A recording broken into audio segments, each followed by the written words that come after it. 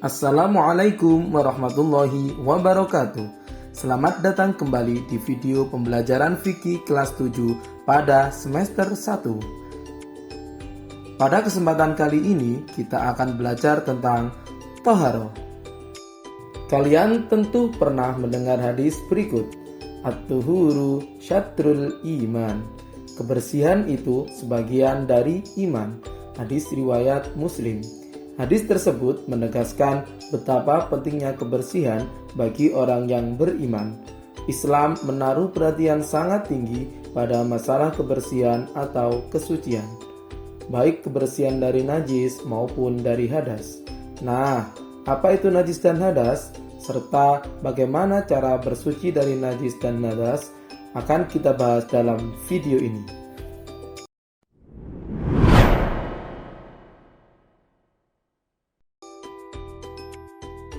Pengertian Thaharah menurut bahasa berasal dari bahasa Arab yang berarti bersih atau suci. Menurut istilah, suatu kegiatan bersuci dari najis dan hadas sehingga seseorang diperbolehkan untuk beribadah yang dituntut untuk bersuci seperti sholat. Arti kotoran yang menjadi sebab terhalangnya seseorang untuk beribadah kepada Allah Subhanahu wa Ta'ala. Sedangkan hadas berarti keadaan tidak suci pada diri seorang muslim yang menyebabkan dia tidak boleh sholat, tawaf, dan lain sebagainya.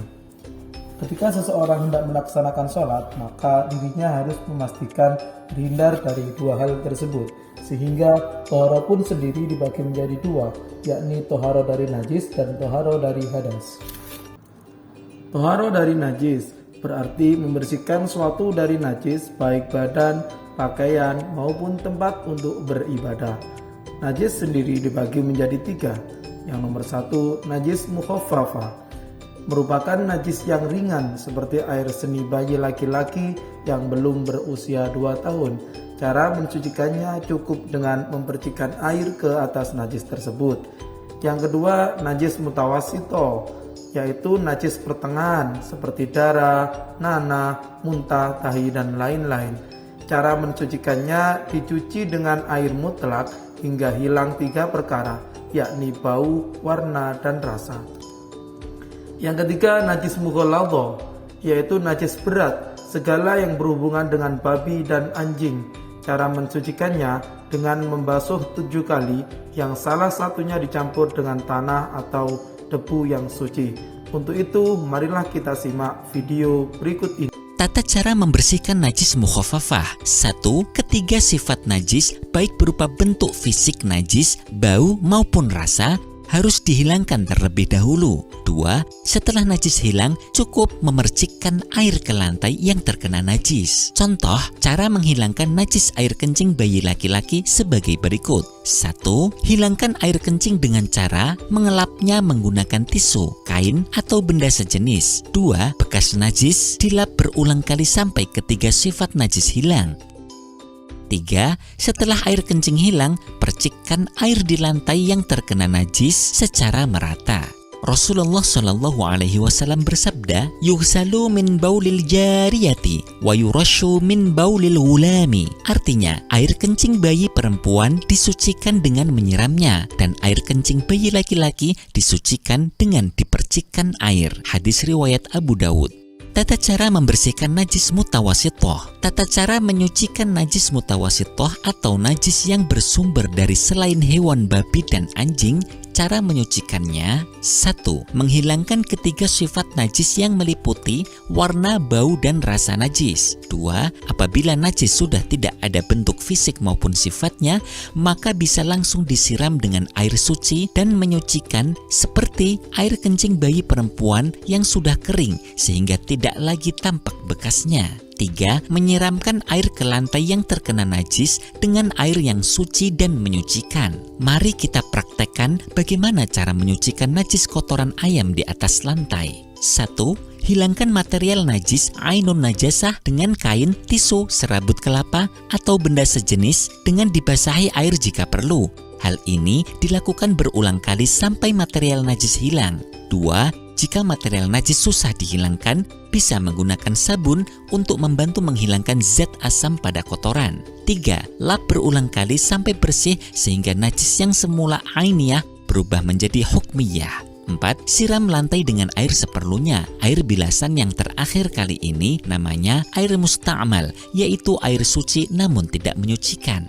Tata cara membersihkan najis mughalladhah. Cara menyucikan najis mughalladhah atau najis yang bersumber dari babi dan anjing adalah dengan 7 kali siraman. Secara teknis, berikut ini cara menyucikannya. 1. Hilangkan najis dari lantai. 2. Cuci lantai sampai bersih. Jika lantai sudah bersih, maka hal ini baru dihitung 1 kali cucian.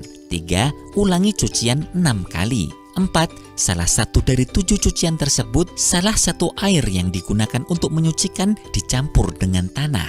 Berikut ini contoh menghilangkan lantai yang terkena jilatan anjing. 1. Hilangkan najis bekas jilatan anjing dengan menggunakan kain, tisu, atau benda sejenis. 2. Setelah najis hilang, siramkan lantai tersebut dengan menggunakan air suci 7 kali.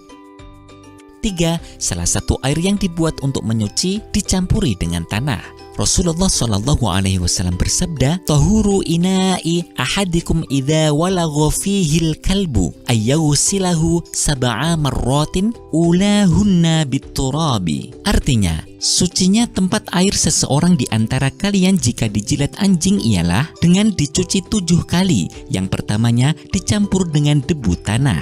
Hadis riwayat Muslim. Toharo dari hadas.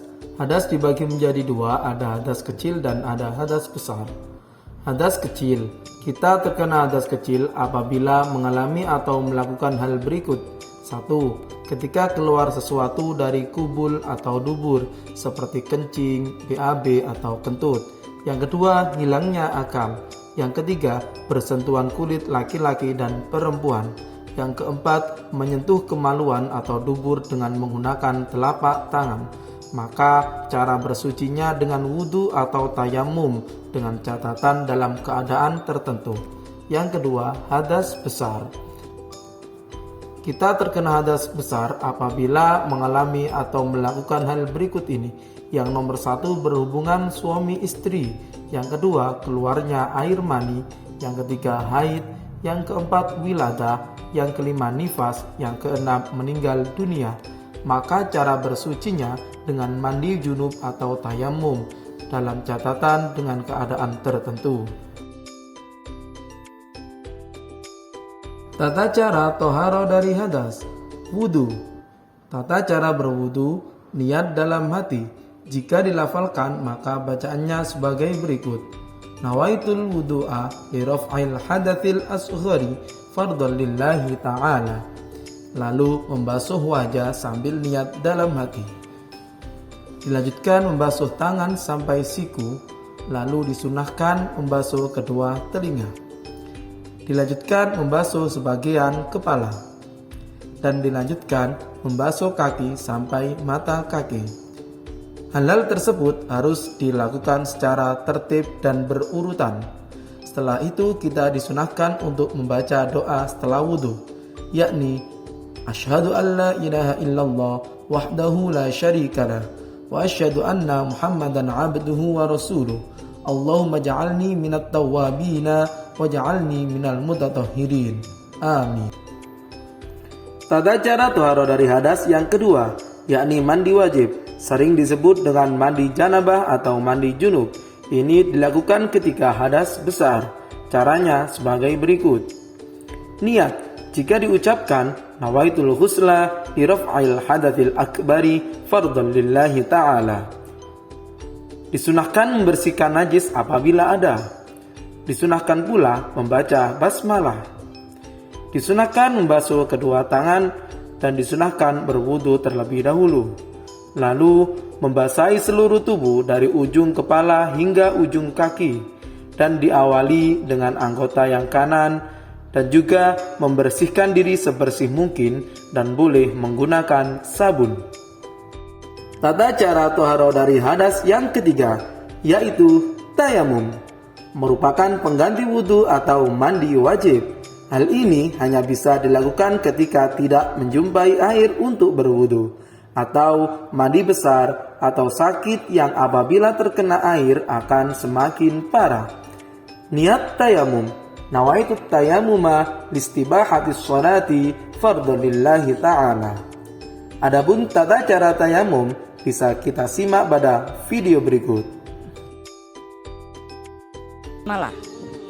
Selanjutnya, meletakkan kedua tangan di atas debu yang bersih dan suci. Mengusap muka dengan debu atau tanah sambil mengucapkan niat. Bismillahirrahmanirrahim. Nawaitu tayammuma listibahatis salati fardhan lillahi ta'ala. Artinya, sengaja aku Bertayamum untuk melakukan sholat fardu karena Allah Ta'ala. meletakkan kedua tangan di atas debu yang berbeda untuk diusapkan ke kedua tangan sampai siku.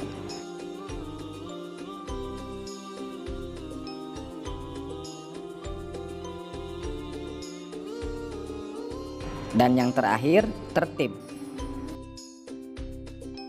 Demikian pembelajaran pada hari ini. Semoga yang kita pelajari dapat bermanfaat. Amin amin ya rabbal alamin. Wallahu a'lam bishawab. Wassalamualaikum warahmatullahi wabarakatuh.